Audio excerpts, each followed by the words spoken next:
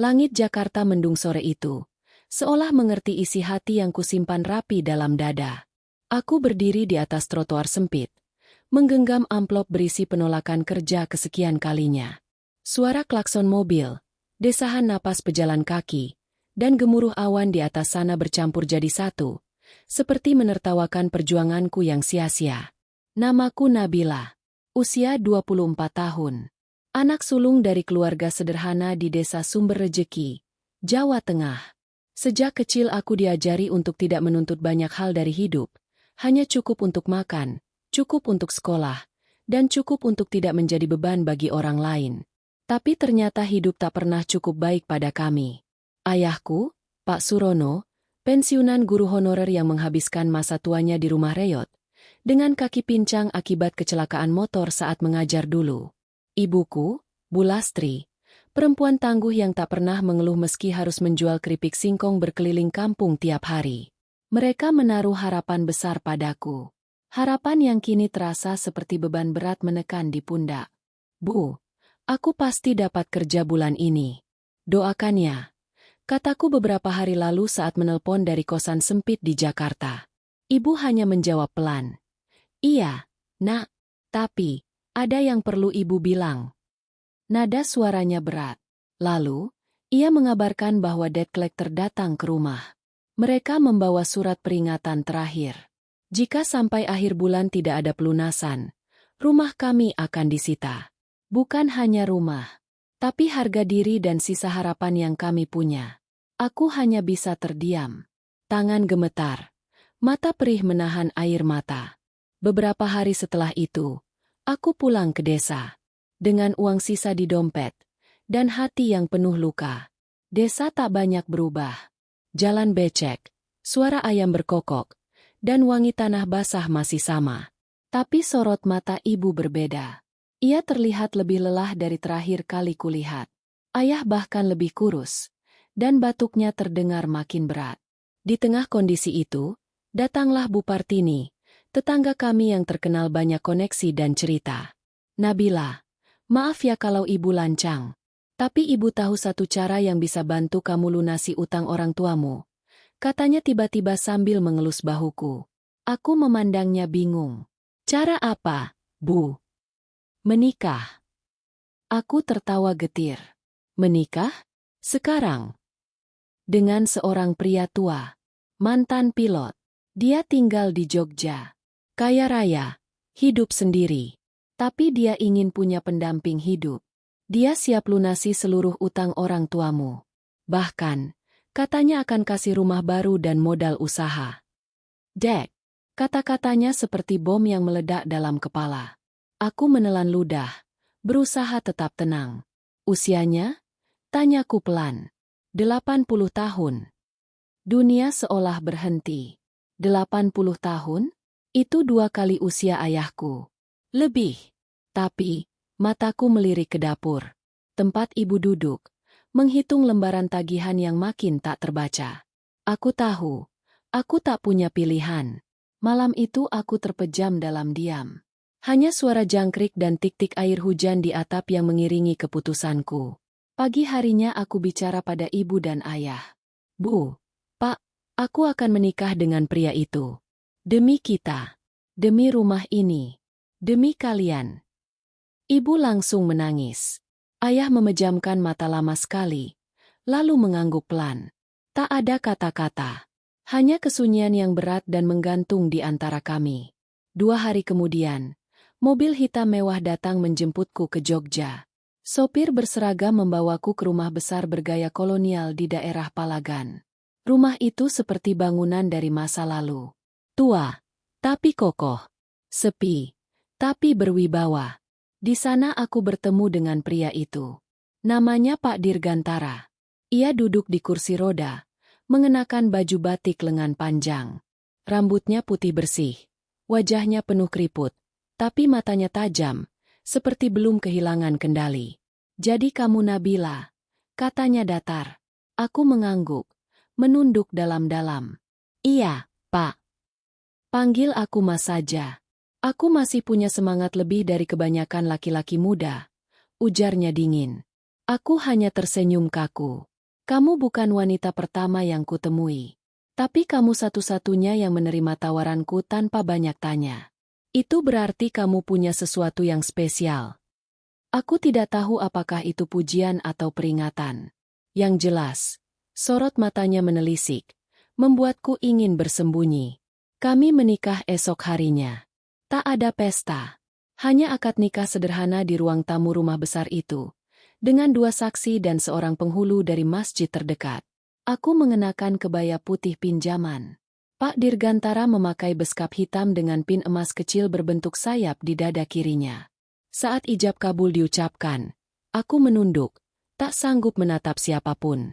Suara hatiku teredam oleh gemuruh dada yang penuh perasaan asing. Malam harinya, aku dipersilakan masuk ke kamarku sendiri di ujung lorong. Kamar yang terlalu besar, terlalu dingin, terlalu sunyi. Di atas meja, ada sebuah surat. Aku tidak meminta cintamu, tapi aku minta kejujuranmu. Jangan mencoba melawan atau lari. Karena setelah kamu masuk rumah ini, kamu bagian dari hidupku. Aku akan melindungimu, tapi juga mengawasimu. Aku membaca surat itu berulang-ulang, hingga akhirnya kubaringkan tubuhku di atas ranjang. Mataku tak bisa terpejam. Ada rasa takut, rasa asing, rasa yang tak bisa kusebut. Aku telah menikah dengan pria seusia kakekku. Demi orang tua, demi rumah, demi hidup. Dan aku belum tahu bahwa di balik semua ini, ada cerita besar yang menanti. Sesuatu yang akan mengubah hidupku selamanya. Aku bangun pagi itu dengan mata sembab dan tubuh lelah. Tapi di dalam rumah sebesar itu, suara langkah kakiku seperti gema di lorong panjang. Rumah Pak Dirgantara memang luas. Tapi entah kenapa terasa begitu sesak. Setiap sudutnya menyimpan aroma masa lalu yang tak terucap. Seperti museum hidup yang dibiarkan diam. Selamat pagi, Nabila. Suara berat itu menyambutku saat aku turun ke ruang makan. Pak Dirgantara sudah duduk di kursi ujung meja panjang. Di depannya, secangkir teh panas, koran tua, dan roti tawar tanpa selai. Pagi, Pak. Maksudku, Mas. Jawabku canggung sambil menunduk. Ia menatapku sebentar lalu tersenyum kecil. Kau boleh duduk di sampingku. Tidak perlu takut. Aku duduk. Tanganku gemetar saat mengambil sendok. Makanan di piring terasa hambar. Bukan karena kurang garam, tapi karena hatiku belum juga bisa menerima kenyataan yang kutelan kemarin. Aku ingin kau temani aku hari ini, katanya tiba-tiba. Kemana, Mas? Tanyaku, masih ragu menggunakan sapaan itu. Keliling rumah. Ada banyak yang perlu kau tahu. Setelah makan, seorang pria muda datang mendorong kursi roda Pak Dirgantara. Tubuhnya tegap, rambutnya disisir klimis. Namanya Arman, asisten pribadi sekaligus perawat yang sudah 5 tahun bekerja di rumah itu. Siap, Pak Dirga, katanya sopan. Kami berjalan menyusuri koridor panjang rumah itu. Dindingnya dipenuhi foto-foto hitam putih. Beberapa foto memperlihatkan Pak Dirgantara muda mengenakan seragam penerbang. Wajahnya tampan, penuh percaya diri, berdiri di depan pesawat tempur yang besar. Kau tahu kenapa aku masih hidup sampai usia ini? Tanyanya sambil menatap salah satu foto. Aku menggeleng. Karena aku tidak pernah percaya pada cinta. Aku percaya pada perhitungan, logika, dan strategi. Cinta hanya memperlemah manusia. Tapi ternyata, saat tua seperti ini, aku mulai ragu pada semua keyakinan itu. Aku menatap wajahnya yang perlahan melunak. Ada luka yang lama. Ku tahu itu, tapi tak berani kutanya. Kami terus berjalan, melewati ruang piano yang tak lagi bersuara, taman kecil yang ditumbuhi anggrek liar, hingga sebuah ruangan terkunci. Ia berhenti di depan pintu itu, lama, sebelum berkata lirih, "Ini dulu kamar istriku." Aku terdiam. Dia meninggal 15 tahun lalu, dalam kecelakaan yang seharusnya tidak terjadi. Sejak saat itu, aku hidup sendiri. Rumah ini jadi sepi, seperti kuburan hidup. Lalu, ia menyuruh Arman membuka pintu itu. Di dalam, ada sebuah kamar yang dipenuhi benda-benda kuno. Gaun tergantung rapi, cermin besar berdiri menghadap tempat tidur, dan aroma melati memenuhi udara. Di meja rias, ada bingkai foto. Seorang wanita cantik tersenyum, mengenakan seragam pramugari tempo dulu. Dia satu-satunya yang pernah kucintai, kata Pak Dirgantara pelan. Aku bisa merasakan bahwa wanita itu bukan sekadar istri baginya, tapi bagian dari hidup yang hilang.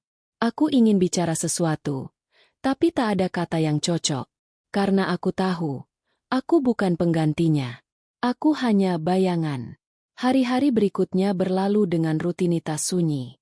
Aku menemaninya sarapan, mendengarkan ceritanya tentang masa muda, dan sesekali membantunya membaca surat-surat lama yang tersimpan di rak-rak kayu. Tapi ada satu hal yang membuatku penasaran. Setiap malam, Pak Dirgantara selalu duduk di balkon lantai 2, menghadap ke langit. Ia tak bicara, hanya diam menatap bintang. "Mas, kenapa selalu duduk di sini malam-malam?" tanyaku suatu ketika. Karena bintang tidak pernah mengingkari arah. Tidak seperti manusia. Jawabannya dingin, namun dalam. Aku tahu, ia sedang bicara tentang seseorang. Mungkin istrinya, atau masa lalu yang belum selesai. Tapi malam itu berbeda. Saat aku masuk ke kamar, kulihat sebuah kotak kecil di atas meja. Kotak kayu tua dengan ukiran burung Garuda. Aku membukanya perlahan. Di dalamnya ada tumpukan surat, foto, dan satu kaset rekaman suara. Di salah satu surat, tertulis nama wanita yang sama dengan yang difoto tadi siang. "Untuk Dirgantara, jika suatu hari aku pergi lebih dulu, jangan kubur cintaku bersamaku. Carilah seseorang yang bisa menemanimu. Bukan menggantikanku, tapi menemanimu menjalani sisa hidup." Tanganku bergetar. Surat itu seolah ditujukan padaku. Aku tutup kotak itu dengan hati penuh tanya. Siapa sebenarnya wanita itu? Dan kenapa aku merasa, semakin dalam aku masuk ke dalam rumah ini, semakin banyak rahasia yang belum terungkap? Malam-malamku mulai dihantui mimpi aneh. Aku bermimpi berjalan di lorong gelap, mendengar suara tangisan perempuan, lalu suara mesin pesawat meledak. Aku terbangun berkali-kali dengan keringat dingin. Aku yakin itu bukan sekadar mimpi, tapi kenangan yang tertinggal di dalam rumah ini. Suatu malam, aku memutuskan menyusuri lorong itu. Tanpa lampu, hanya cahaya bulan dari jendela. Dan saat aku sampai di depan kamar tua istrinya, aku melihatnya. Bayangan perempuan berdiri di depan cermin. Rambut panjangnya tergerai. Ia menghadap ke arahku, tapi wajahnya tidak terlihat jelas. Aku menjerit. Pak Dirgantara datang beberapa menit kemudian, bersama Arman. Mereka menenangkanku. Tapi saat aku menceritakan apa yang kulihat, Pak Dirgantara hanya diam. Matanya sayu. Lalu ia berkata lirih, "Kau baru saja melihat bagian dari rumah ini yang belum bisa melepaskan masa lalu." Aku mulai sadar. Aku tidak hanya menikahi seorang pria tua. Aku juga telah menikahi kesunyian, luka, dan misteri yang hidup di rumah itu. Dan entah kenapa, aku merasa aku mulai masuk terlalu dalam. Terlalu dalam untuk bisa keluar lagi. Pagi itu langit Jogja tampak cerah. Tapi hatiku justru digelayuti rasa was-was.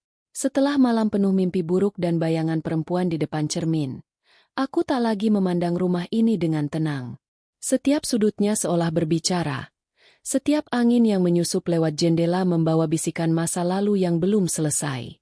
Aku mencoba bersikap biasa. Menyajikan teh untuk Pak Dirgantara, duduk menemaninya membaca berita pagi, dan tersenyum seolah-olah semuanya baik-baik saja. Tapi ia tahu. Ia bisa melihat kegelisahan yang kusimpan. "Kau lihat sesuatu lagi semalam?" tanyanya sambil membalik koran. Aku tak menjawab, hanya mengangguk pelan. Ia menghela napas panjang. Rumah ini memang hidup, tapi bukan rumahnya yang menakutkan, melainkan isi kepala orang-orang yang tinggal di dalamnya. Aku memandangnya, mencoba mencari maksud dari kalimat itu. Tapi ia tak menjelaskan lebih lanjut. Seperti biasa, ia hanya menyisakan teka-teki. Sampai siang hari, aku kembali ke kamar dan melihat kotak kayu kecil itu masih tergeletak di atas meja. Kali ini, aku berani membukanya lebih dalam. Di bawah tumpukan surat dan foto, ada sebuah rekaman kaset tua. Labelnya usang, hanya tertulis angka dan satu kata. Juli, 1987. Aku menatapnya lama. Jantungku berdetak kencang. Aku tahu ini bukan sekadar rekaman biasa. Di pojok lemari, ada tape player tua.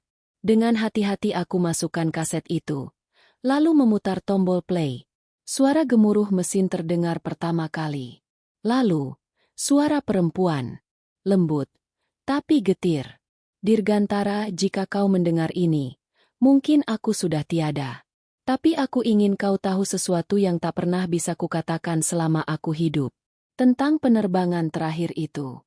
Tentang kenapa aku sebenarnya berada di kokpit pesawat itu malam itu. Aku membekap mulut. Suara itu, suara wanita yang sama di foto dan surat. Istrinya.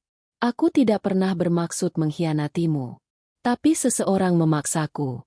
Seseorang yang mengancam hidup kita. Aku pikir dengan ikut dalam penerbangan itu, semuanya akan selesai. Tapi ternyata, aku tidak pernah kembali. Rekaman terhenti. Aku mundur satu langkah. Tanganku gemetar. Isi kepala dipenuhi ribuan pertanyaan. Apa maksudnya? Siapa yang memaksa? Apa yang sebenarnya terjadi di balik kecelakaan yang menewaskan istri Pak Dirgantara? Tiba-tiba suara ketukan di pintu membuyarkan semuanya. Masuk. Jawabku refleks. Arman muncul. Ekspresinya serius. Pak Dirgantara ingin bicara. Sekarang. Aku membawa rekaman itu bersamaku. Di ruang kerja, Pak Dirgantara duduk dengan tangan bersilang. Di depannya, segelas kopi yang tak disentuh. Duduklah, katanya pelan. Aku duduk. Kau sudah mendengarkan rekaman itu, bukan? Aku menunduk. Maafkan aku tak berniat lancang. Ia menggeleng. Tidak apa. Justru itu waktunya. Waktu untuk membuka sesuatu yang selama ini kusembunyikan. Ia berdiri perlahan. Dibantu tongkat. Langkahnya pelan menuju lemari tua di belakang meja. Ia membuka pintu lemari itu, dan mengambil satu map berwarna coklat. Ini semua catatan penerbangan terakhir istriku. Investigasi kecelakaan, surat-surat rahasia militer, dan ancaman. Aku membelalakan mata. Istriku bukan hanya seorang pramugari. Dia juga informan rahasia. Dan saat itu, dia sedang mengawasi seseorang. Tapi seseorang itu tahu. Maka malam itu semua berakhir. Ia menyerahkan map itu padaku. Tanganku bergetar saat membuka lembar demi lembar. Nama-nama yang tak kukenal. Kode rahasia. Surat-surat yang disensor sebagian besar isinya. Aku sudah mengubur semua ini. Tapi sejak kau datang rumah ini seperti hidup lagi. Dan ingatanku tidak bisa lagi kubendung. Suara Pak Dirgantara berubah sendu. Mungkin kehadiranmu bukan hanya untuk menemaniku, tapi untuk mengungkap semua ini. Aku menggeleng pelan. Aku hanya perempuan biasa. Mas, aku tidak tahu harus mulai dari mana. Ia menatapku tajam. Kau punya hati. Dan itu lebih dari cukup. Beberapa hari setelah itu, aku merasa dia mulai lebih terbuka. Ia mulai menceritakan lebih banyak. Tentang masa mudanya sebagai pilot tempur. Tentang teman-temannya yang kini sudah tiada. Tentang cinta yang sempat ia sembunyikan selama puluhan tahun. Tapi yang paling membuatku terpukul adalah kenyataan bahwa ia tak pernah bisa melupakan perempuan itu. Aku berdiri di taman belakang, melihatnya duduk di kursi roda, menatap langit. Kau mirip dia, katanya pelan. Bukan dari wajah, tapi dari keberanianmu. Aku tak menjawab, karena jauh di dalam hati, aku mulai merasa, aku sedang jatuh ke dalam dunia yang tak kupahami. Dunia miliknya. Dunia yang penuh luka, rahasia, dan bayangan dari masa lalu. Dan aku mulai bertanya pada diriku sendiri, apakah aku hanya istri bayaran? Atau sudah menjadi bagian dari takdirnya? Malam itu, aku kembali ke kamar. Tapi sebelum tidur, aku membuka map itu sekali lagi. Ada satu lembar catatan yang belum sempat kubaca. Tulisan tangan yang sedikit buram. Jika ada seseorang yang bisa membaca ini, carilah kebenaran. Karena kecelakaan itu bukan kecelakaan. Dan seseorang masih hidup. Seseorang yang selama ini kami kira telah mati. Mataku membelalak. Seseorang masih hidup? Malam terasa lebih panjang setelah aku membaca catatan itu. Kata-kata, seseorang masih hidup, mengendap dalam pikiranku seperti kabut pekat yang tak kunjung reda. Jantungku berdetak lebih cepat dari biasanya, dan aku bahkan tak bisa memejamkan mata semalaman. Ada rahasia besar yang selama ini tersembunyi, dan kini, aku mulai terseret ke dalamnya. Pagi harinya, aku memutuskan untuk mengunjungi ruang kerja Pak Dirgantara tanpa sepengetahuannya. Aku tahu risikonya.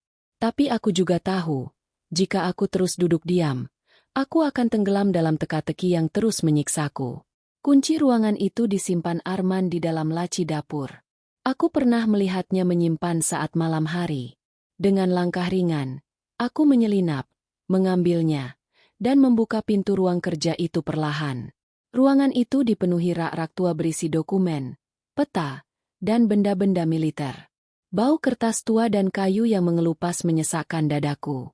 Di sudut ruangan, ada satu lemari besi kecil. Aku mencoba membukanya, dan ternyata tak terkunci.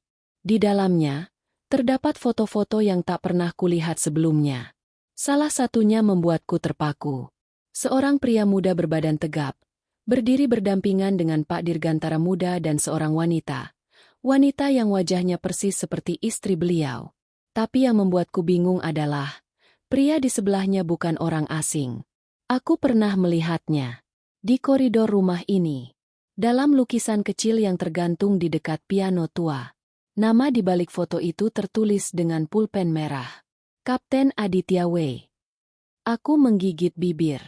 Nama itu tidak pernah disebutkan oleh siapapun. Tidak oleh Pak Dirgantara, tidak oleh Arman, tidak oleh siapapun.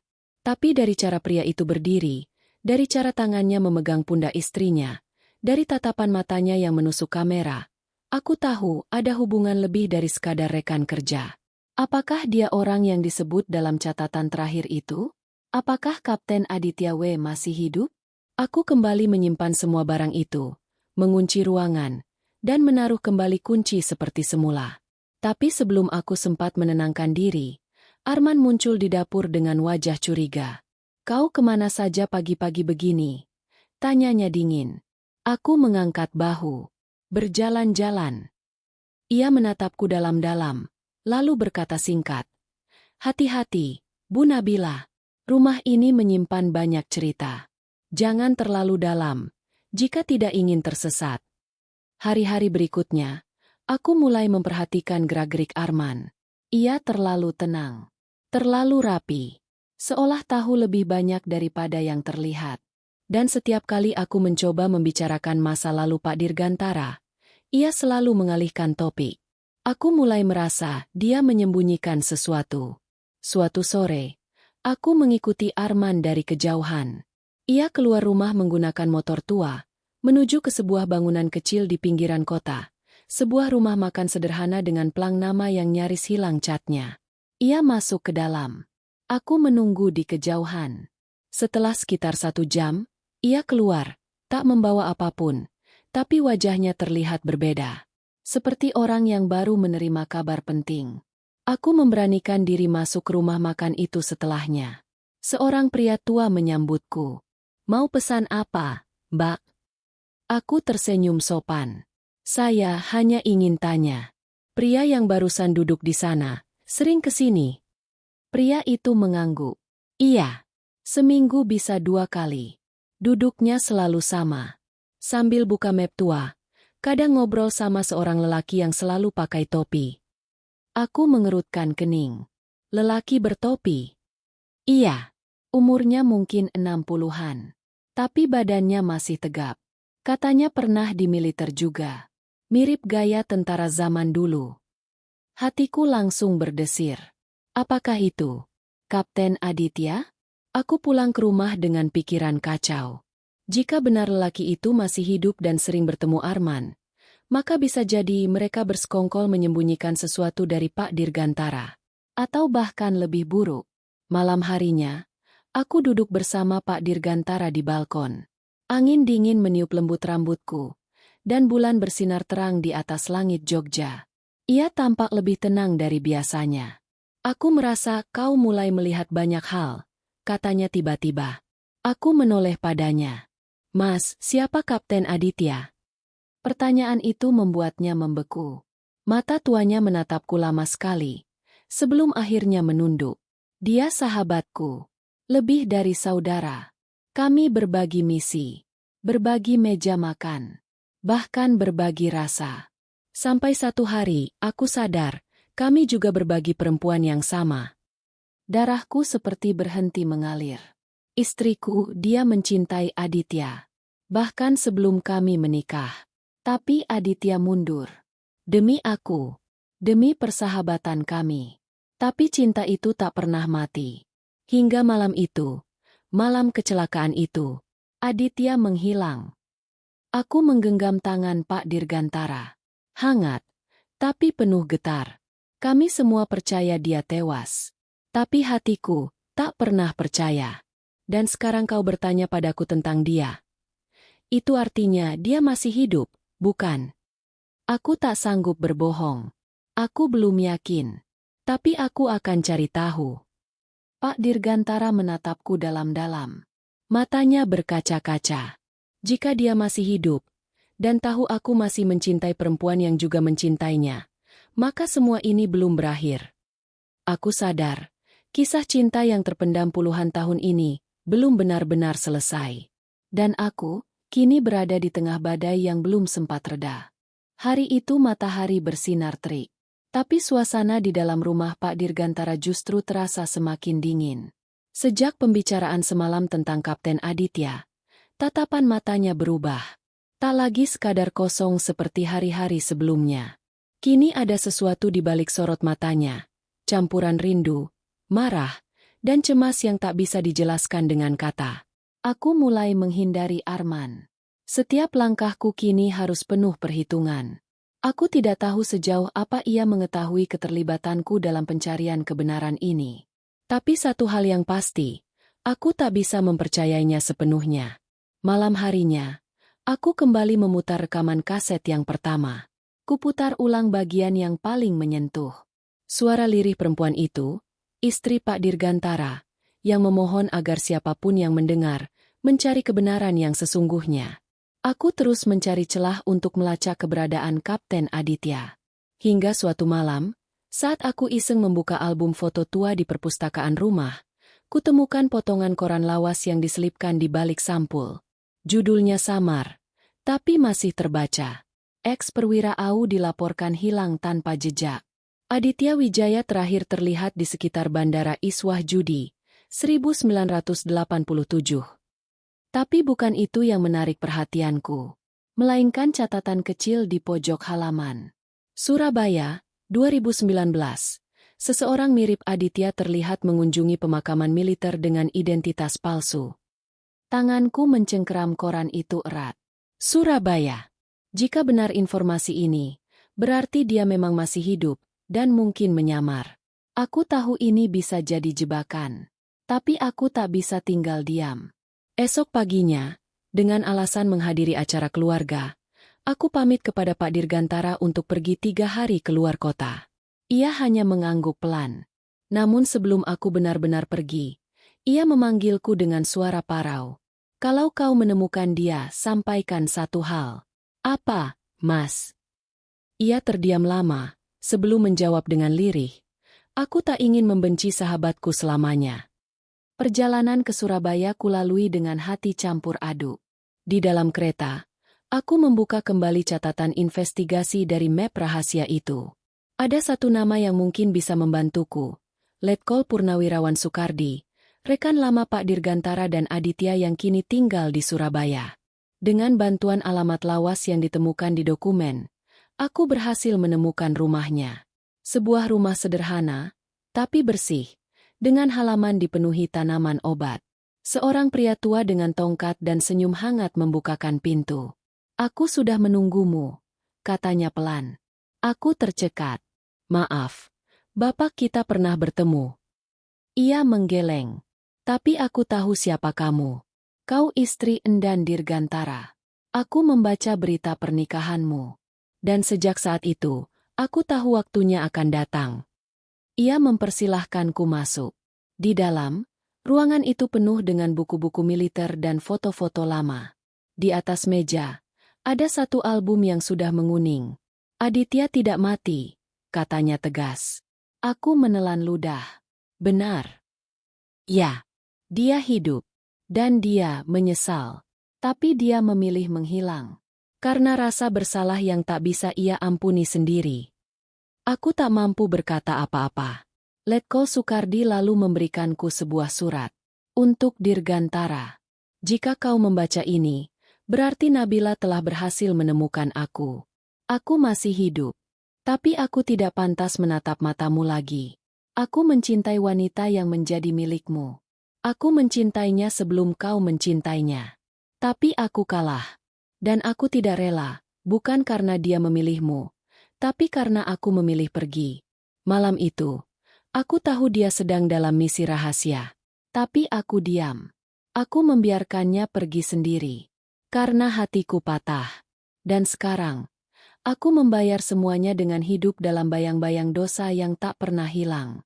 Aku mohon, maafkan aku. Dan jika tak bisa, aku rela dilupakan. Air mataku menetes tanpa bisa kutahan. Surat itu begitu dalam. Begitu menyakitkan. Di mana dia sekarang? Tanyaku pelan. Letko Soekardi tak langsung menjawab. Ia berjalan menuju jendela. Menatap langit sore yang mulai memerah. Dia tinggal di sebuah pondok kecil. Di kaki Gunung Lawu. Sendiri. Tanpa nama. Tanpa identitas. Tapi aku tahu dia masih menunggu sesuatu. Aku kembali ke Jogja 3 hari kemudian. Membawa surat itu. Dan membawa keputusan berat. Malam itu, saat aku menyerahkan surat tersebut kepada Pak Dirgantara, ia membacanya tanpa suara. Hanya tangan tuanya yang bergetar, dan air matanya yang menetes pelan ke kertas lusuh itu. Tak ada kata. Hanya diam yang panjang. Dan napas yang berat. Dia hidup, bisiknya. Aku mengangguk. Ya. Mas, dia menyesal. Pak Dirgantara menatapku. Maukah kau menemaniku ke sana? Aku tercengang. Ke Gunung Lawu. Ia mengangguk. Aku ingin menutup luka ini. Bukan dengan dendam. Tapi dengan pengampunan. Untuk pertama kalinya sejak aku masuk rumah ini, aku melihatnya tersenyum. Bukan senyum kesepian. Tapi senyum lega.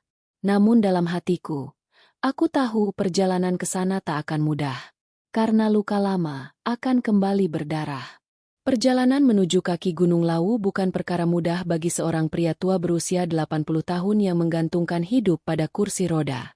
Tapi tak sekalipun Pak Dirgantara mengeluh.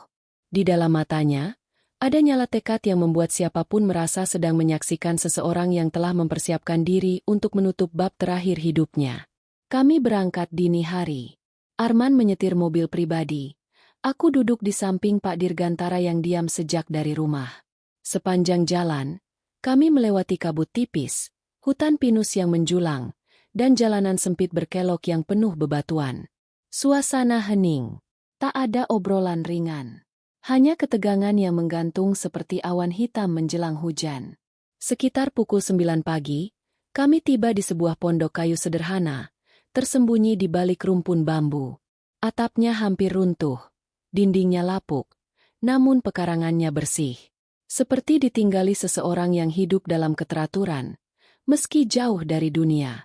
Pak Dirgantara meminta Arman menurunkannya sendiri. Ia ingin datang dengan langkahnya, meski hanya dari kursi roda. Aku mendampinginya dalam diam, hingga akhirnya kami berdiri di depan pintu kayu tua yang hampir tak punya warna. Tok. Tok, tok, tidak ada jawaban. Tapi suara langkah pelan terdengar dari dalam. Pintu terbuka perlahan. Di hadapan kami, berdiri seorang pria tua dengan janggut putih. Tubuh yang masih tegap meski usia terpahat jelas di wajahnya. Matanya tajam, namun penuh beban. Napasnya tercekat saat melihat siapa yang berdiri di depannya. Dirgantara. Aditya. Satu kata dari masing-masing mereka. Tapi kata-kata itu membawa beban puluhan tahun yang tak pernah tersampaikan. Pak Dirgantara menatapnya lama. Jadi, kau memang hidup. Aditya mengangguk pelan.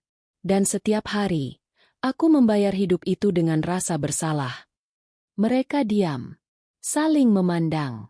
Aku mundur beberapa langkah. Memberi mereka ruang. Aku membaca suratmu, kata Pak Dirgantara kemudian. Suaranya tak gemetar, tapi berat. Aditya menunduk. Aku tidak pantas menatapmu. Kau tahu, aku mencintainya sampai hari ini. Aku tahu. Tapi aku tahu, kau pun demikian. Aditya mengangkat kepalanya. Matanya berkaca-kaca. Cinta itu tak pernah mati, Dirga. Tapi aku tahu, yang mati adalah kepercayaanku padamu dan padanya. Seketika udara di antara mereka terasa membeku. Aku marah padamu, Aditya, lanjut Pak Dirgantara. Bukan karena kau mencintainya, tapi karena kau membiarkannya pergi sendiri malam itu. Kau tahu dia sedang dalam bahaya, tapi kau diam. Air mata Aditya jatuh. Aku pengecut. Aku kalah. Dan saat aku tahu dia tak kembali, aku memilih menghilang. Karena aku tak sanggup menanggung semuanya. Pak Dirgantara menarik napas panjang. Aku datang bukan untuk membunuhmu dengan kata-kata. Aku datang untuk memaafkan. Karena mungkin jika kita bertukar tempat, aku pun bisa melakukan hal yang sama. Suasana hening. Hanya suara angin yang berhembus di antara dedaunan bambu. Aditya menatap sahabatnya. Mata itu yang dulu menatapnya di kokpit, di ruang strategi, di medan pertempuran. Kini menatapnya bukan dengan amarah, tapi pengertian. Aku tak pantas dimaafkan, ucap Aditya lirih. Tapi aku tetap memaafkanmu, jawab Pak Dirgantara. Karena luka yang tak disembuhkan hanya akan menjadi racun. Dan aku sudah terlalu tua untuk memelihara racun dalam tubuhku. Aku menahan napas. Momen itu begitu kuat, hingga waktu seakan berhenti. Dua sahabat yang dipisahkan oleh cinta, kebohongan, dan kematian kini berdiri kembali sebagai manusia biasa yang sama-sama hancur. Kami menghabiskan satu malam di pondok itu. Mereka bicara banyak tentang masa lalu, tentang wanita yang mereka cintai, tentang misi-misi rahasia, bahkan tentang hal-hal sepele seperti makanan favorit dan kenangan saat pelatihan militer. Aku hanya mendengar dan belajar tentang betapa rumitnya hati manusia, tentang pengkhianatan, pengorbanan, dan maaf yang tak pernah mudah. Tengah malam, saat bulan menggantung penuh di langit, aku duduk di luar pondok. Angin dingin menusuk. Pak Dirgantara datang, didorong Arman. Terima kasih sudah membawaku ke sini, katanya. Aku menoleh padanya. Aku hanya menemani. Mas yang memilih jalan ini. Ia tersenyum.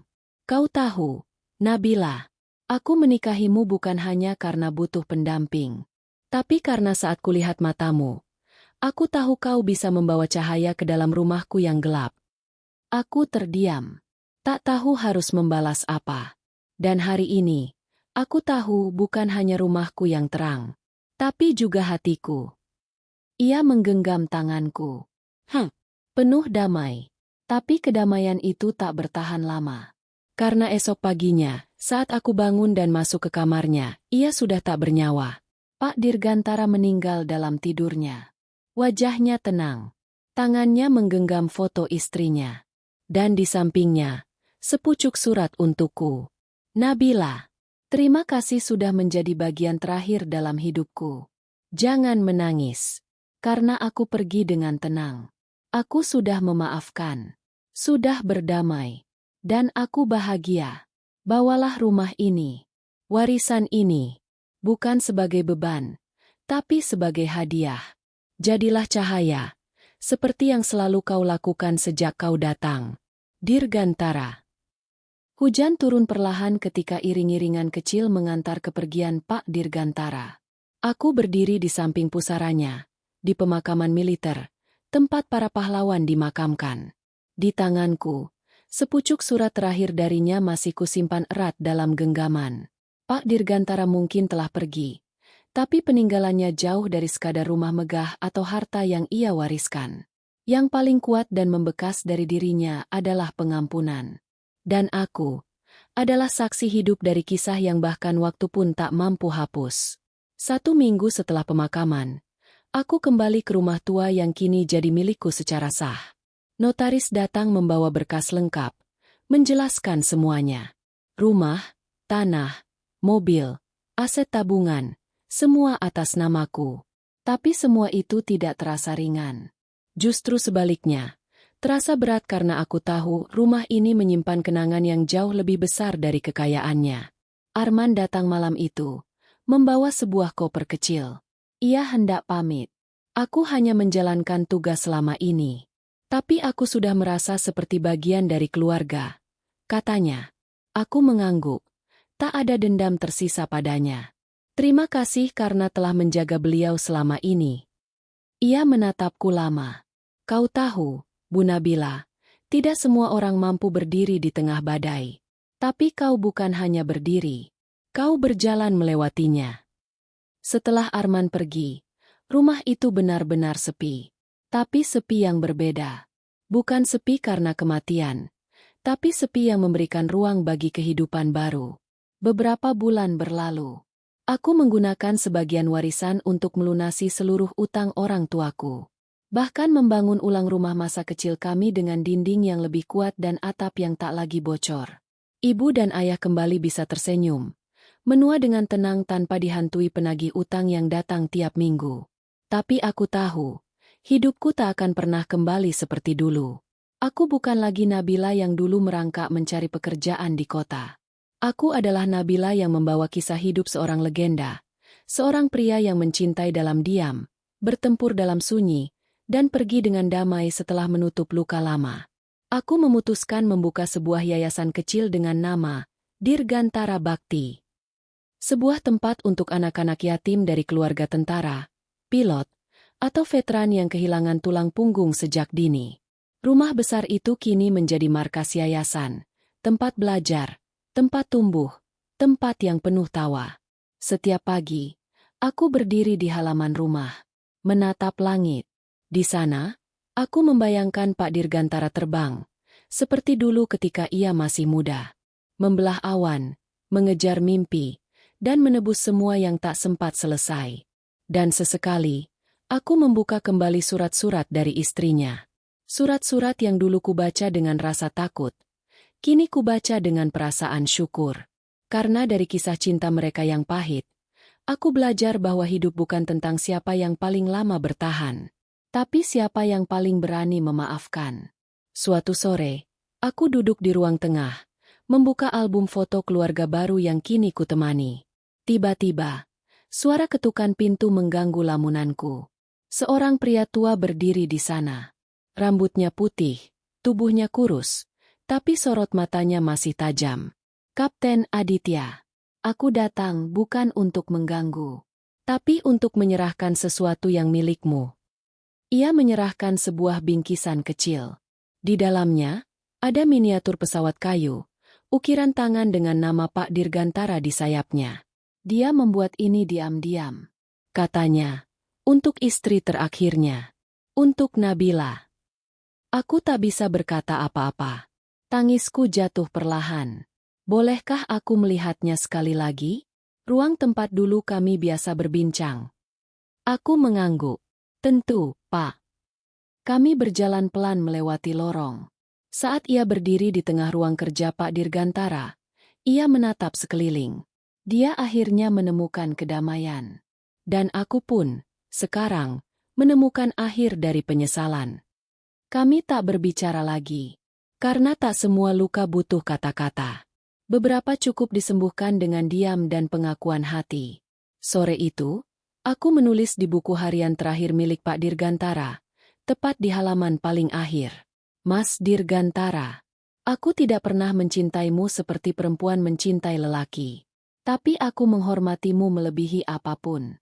Kau mengajariku tentang cinta yang tak menuntut balasan, tentang hidup yang tak selalu harus dimengerti, dan tentang damai yang hanya bisa lahir dari keberanian memaafkan. Terima kasih sudah menjadikanku bagian dari ceritamu. Dan sekarang, izinkan aku melanjutkan hidup dengan warisan terbesarmu, hati yang tidak pernah menyerah pada luka.